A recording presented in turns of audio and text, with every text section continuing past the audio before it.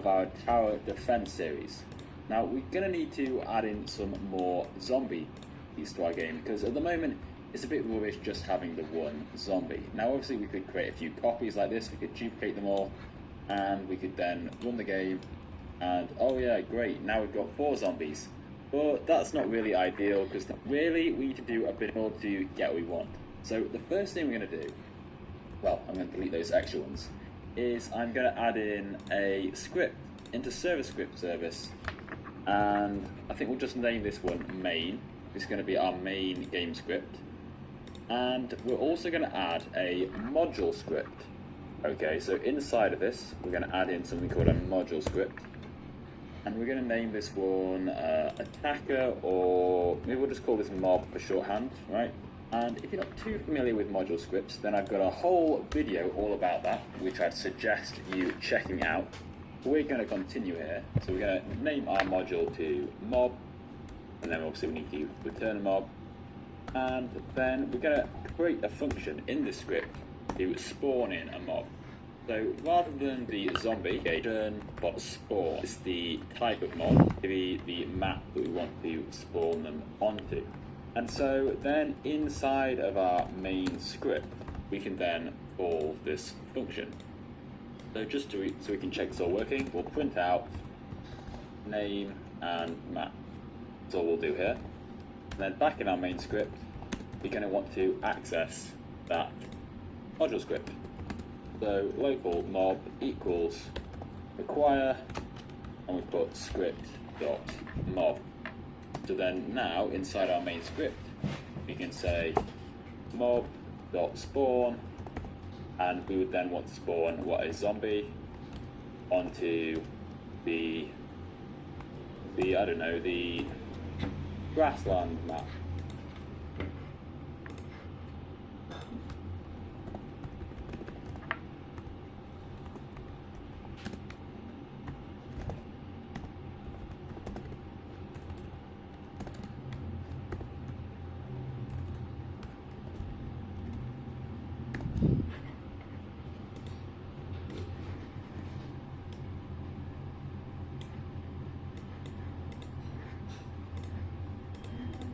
Right, and that's what we can solve. Well, we've got this path to our grassland, so it looks a little bit more.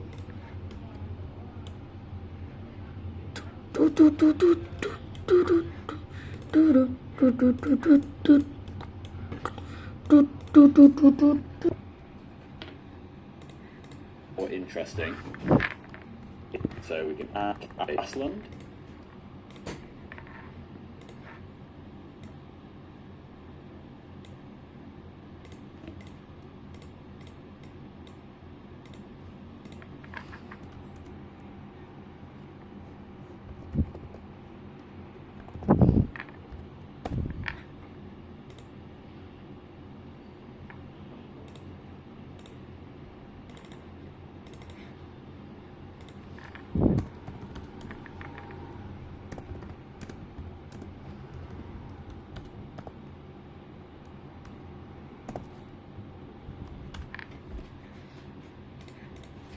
And then we can pass this in, and then for our zombie we're going to then want to check and see if there is something called zombie inside of that mobs folder we just created. So in the mob module script, let's have a look. We'll say local mob exists equals, and we're going to need a variable for the server storage actually.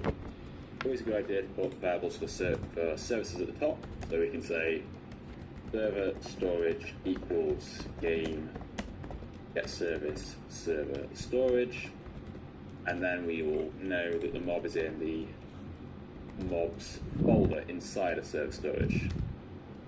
And then we're going to look for whatever they requested, so find first child and the name that they've passed to that parameter. So if the mob exists, then we can start to move it into the workspace. Move it into workspace, that's just a comment. But else, if it doesn't exist, then we'll just leave some kind of a warning, shall we? Warn requested mob does not exist. And then maybe we'll just follow that up with the name that they were trying to get. But if they do exist, then we're going to want to clone it into the workspace.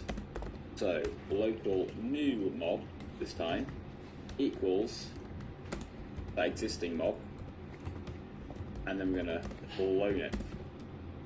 Open close bracket. Once we've cloned it, then we're going to want to give it a parent. And there's one more thing we need to do. We need to set it a position. So how about we add in a new part into the grassland map, and we can just make this our... So let's give that a try. Right, we're trying to spawn in a zombie onto the map. My main script. Let's just try running the game. Run the game, and there we go. A zombie has spawned straight into the spot. Now we will notice we've got an error down in the output.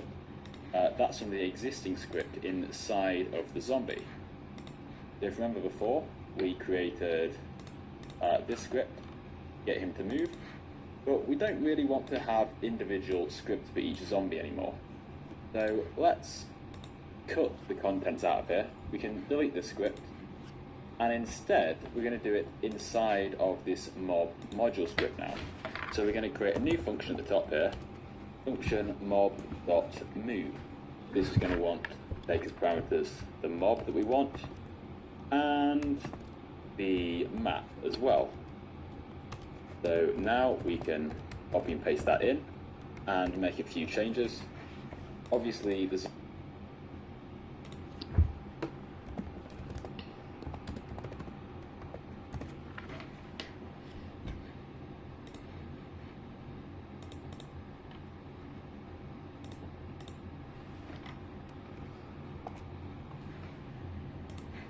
zombie is no longer equal to script.parent, but it is our mob parameter that's being sent in. So let's change this just to humanoid, and we can make this equal to mob. And we're going to wait for child now. It's a good idea to wait for the humanoid to be fully loaded in. Wait for it to be loaded, and the waypoints now, these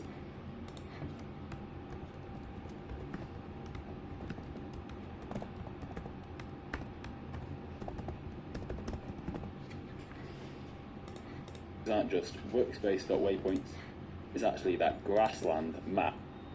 So whatever map we've been given, and then we will say dot waypoints. So now we use that humanoid variable down here, and then finally we'll head back into our main script, and we are going to spawn in a couple more zombies as well. So how about we do this inside some kind of loop? We'll say while, or let's spawn in 3 of them. So for I equals 1, 3, 2, and we just have that. We'll wait 1 second, or pass.wait, and then we will spawn in 2 more. Let's run that. I'm going to see zombie spawn in, a second one and a third one, and they all spawn in at the same spot. But we need to tell them to move, don't we? So, back in our mob module script, and after we've spawned them in, we can then call this move function. So, after we've done this, we're going to say mob.move, and the parameters are the mob, which in this case is this new mob that we've just cloned into the workspace. And the second parameter is the map, which we've already been given from here. So we send that information as well. And now if we run the script, we're going to add the mob and it's going to move. But we'll notice that it hasn't spawned in our other mobs. See, suddenly now all over the bits of code run at the same time. We don't want our mob.move function to interrupt our spawning. So how we're going to fix this is we're going to use something called coroutines.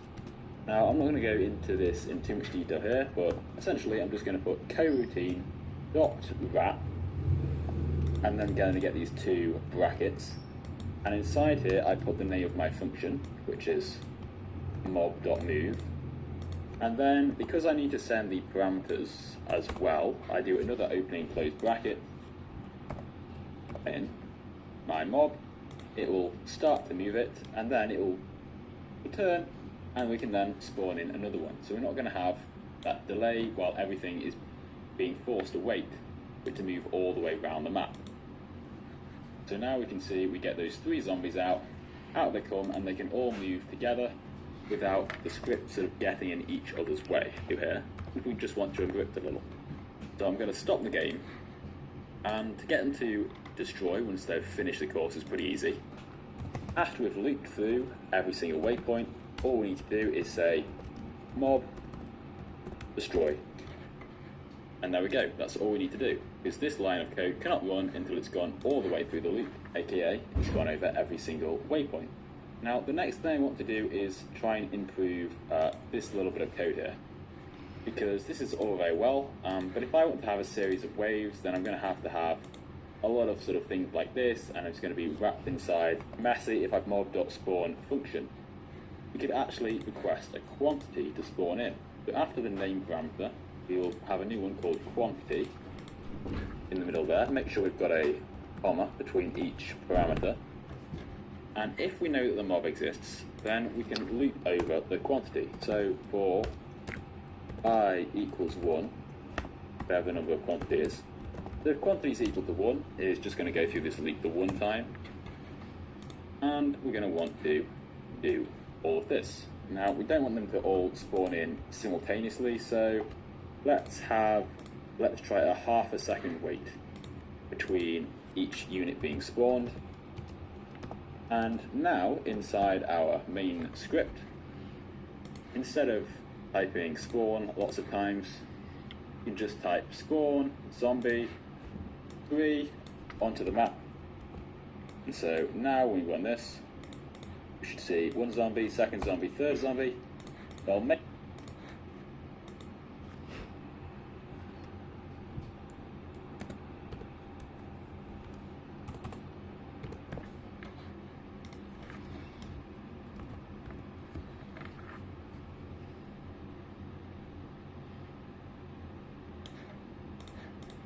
their way around, destroyed, to add in another, and then however many waves we want. Let's just do 5 waves to start off with.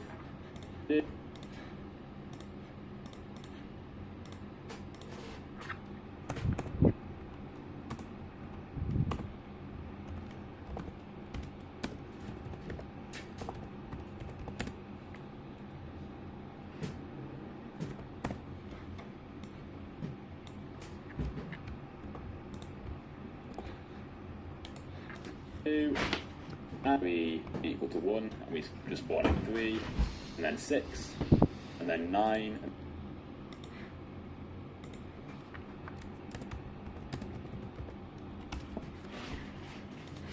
and so on. Or we could have a bit more fun here if we wanted. So I could say if the wave is less than 5, then we'll do 3 times whatever wave we are. But else if the wave is 5, so the last wave, then in that case, we're not just going to multiply it, we could just straight up spawn 100 zombies, all like that. So they're going to have a lot to deal with there. And at the top we can print out wave starting and the name of the wave. Wave.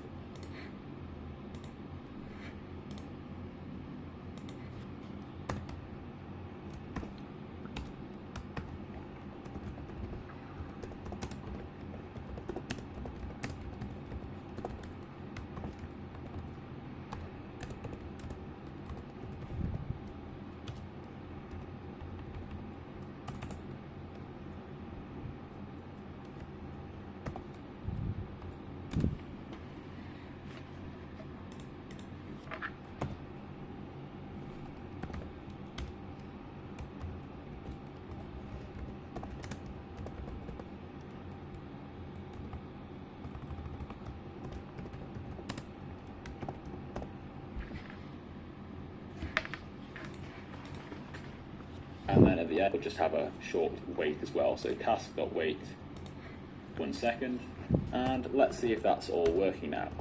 Click run again. Wave starting 1, we see at the top, and it's going to immediately start to spawn in the entire next wave of zombies. We've got loads of zombies being churned out, but we probably don't want them all coming out like this, all together. So on the 4th wave, we've got a lot of zombies already, and now on the 5th, and it's going to be churning out 100 zombies right now. So we've got all manner of zombies being pumped out of the zombie factory, but we want to give the defending players a little bit of a chance. I don't think anyone's going to be surviving this, are they? So why is this loop just keeping going? We're spawning them in, because this function is main loop, no more zombie, like we're doing here. How about we put the mob folder?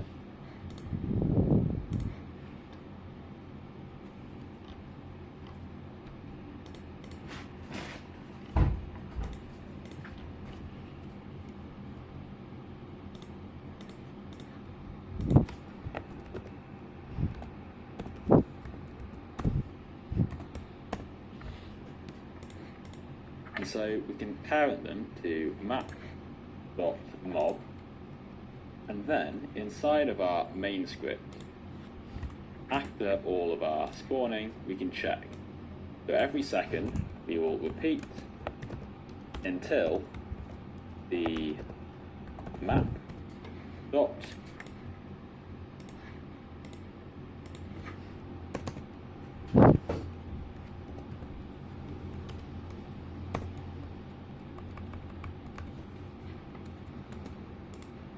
mob get children equals 0. So the number of children, so the hash map.mob folder and get the children, and if it equals 0, then we'll stop looping, but otherwise we will keep waiting. So we can wait every second, and every second we'll check, is the folder empty, and if it's not, we'll keep going.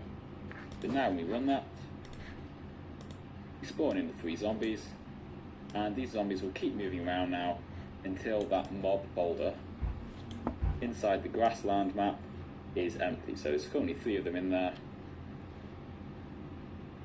and they're approaching the exit, and they're being all deleted, and then now look, the wave's ended, and the wave 2 can now start. And the next wave spawns in, and instead of just waiting for them to go round, I could just delete them all, and delete this last guy, and look, wave ended, and the 3rd wave will then start. So there we go, we've got a sort of basic gameplay loop going on now. We still need a lot more details to add here. We need to get a base to take some damage here, and we're going to need eventually a way to damage the attackers. But hopefully that's got you started with your wave-based attack system. We're making a decent bit of progress, I think, here. Hopefully you've followed along. If not, then join me in the Discord, link is in the description, and you can get some help there. If you found this video informative, then why not give it a like.